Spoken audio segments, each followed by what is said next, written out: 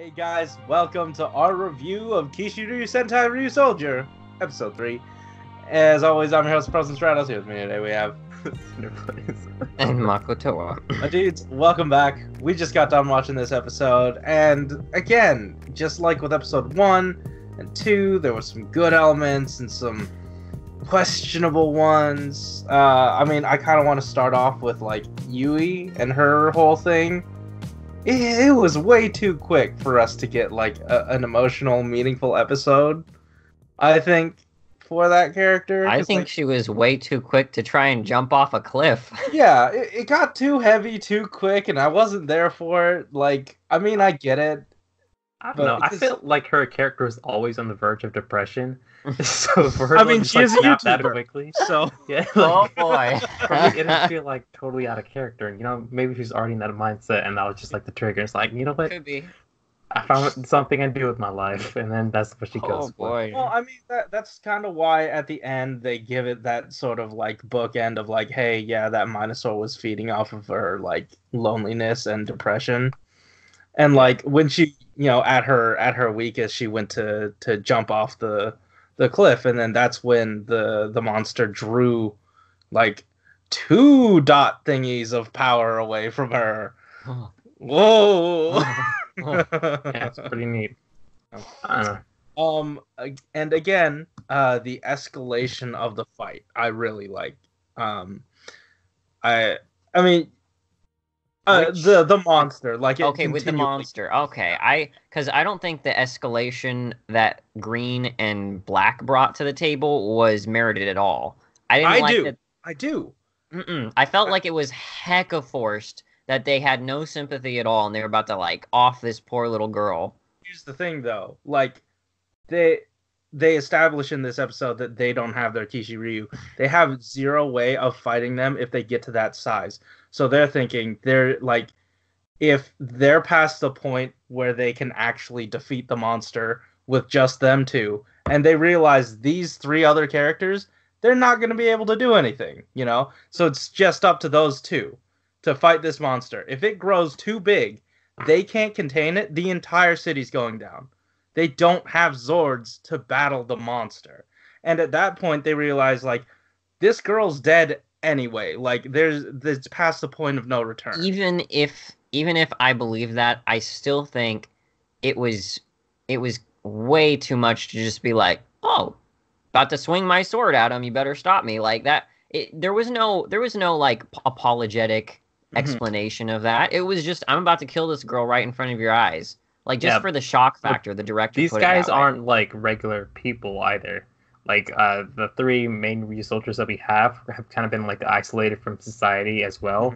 I think they also are probably like older, right? Like maybe they're like, I thought you said something like maybe like Red's like 200 years old or something like that. I think they're all 200 something.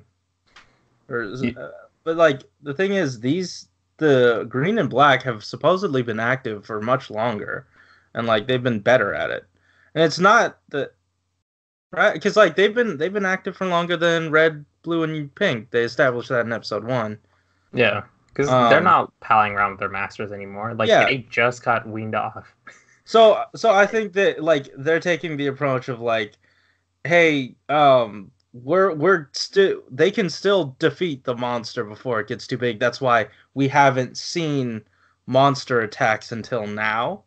Like big enough monster attacks. That's why it's treated as like, oh, whoa, something big happened. The new like monster appeared, but they've been fighting them behind the scenes the entire time. And like, it's at that point where like, oh shoot, we're past the point of no return. It's too big. Yeah.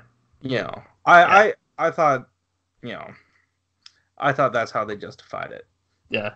The one thing I just couldn't justify, I think you already touched it, was just like the Yui arc. Like, yeah. Like, first off, like, we don't need this arc so early in the series just because she's probably going to be a relevant character. It's not like you like have to do it right now.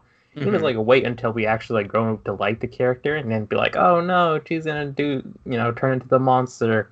Maybe you can like also set up like, maybe one of the people who turns into the Minosaur actually dies, and then we're scared of this character.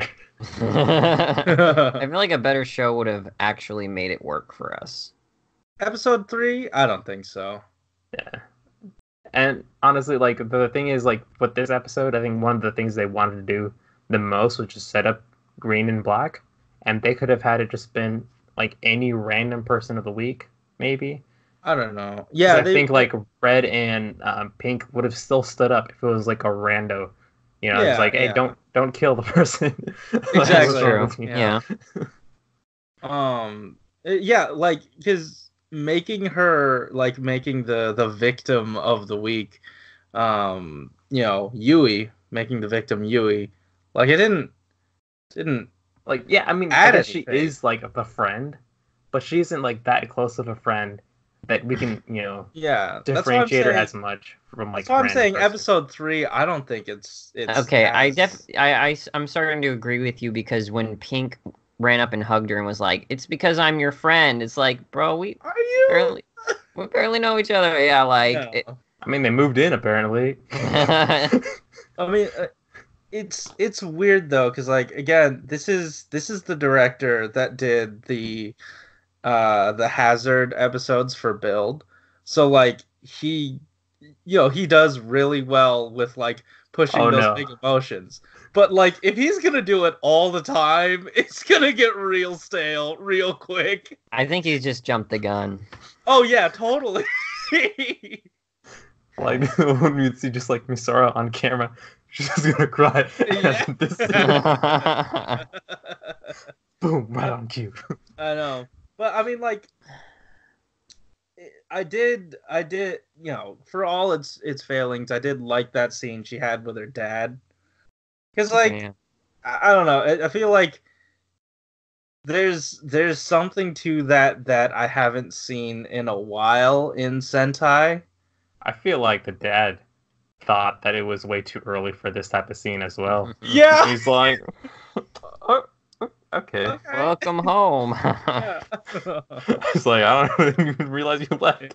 Yeah, Did you just go out, do your YouTube shit, and come back? Mm-hmm.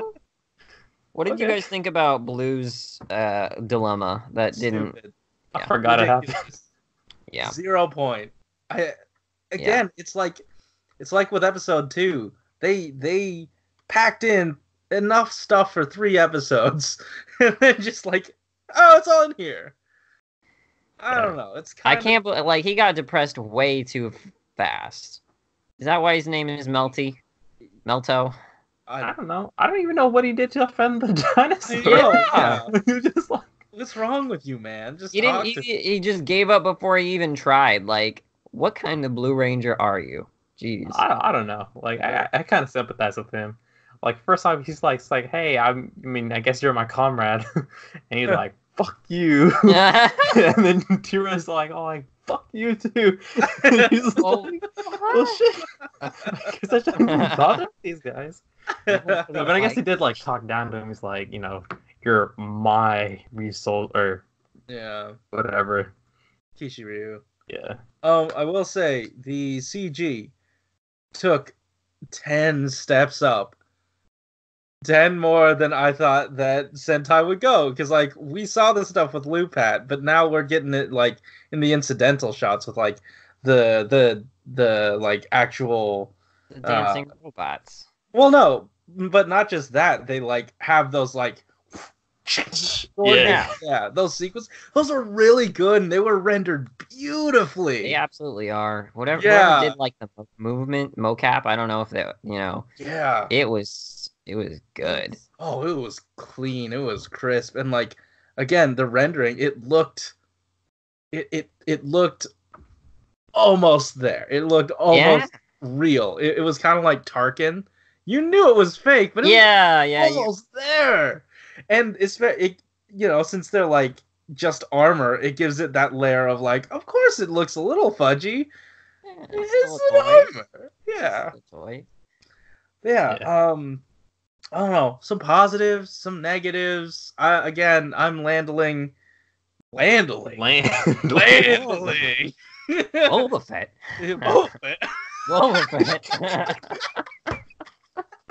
I'm landing middle of the road here. I had a good time when the stuff was good, and a really weird time when the stuff was questionable. They're reaching pretty far, and I'm not there for it. But yeah, what do you? Any final thoughts to wrap this up?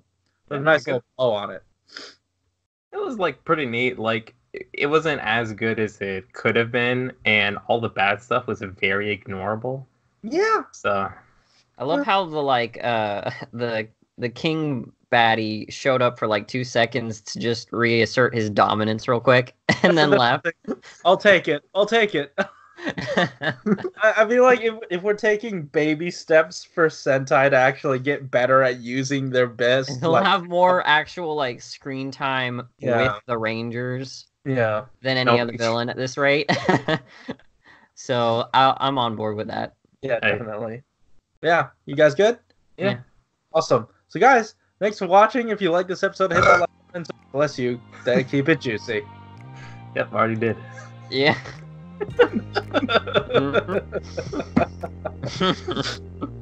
Watch along is out at the same time. Watch it. Yeah. Oh boy. I feel like the big bad is just there to make sure that our episodes reach the part 2. I was just thinking the asses of moves like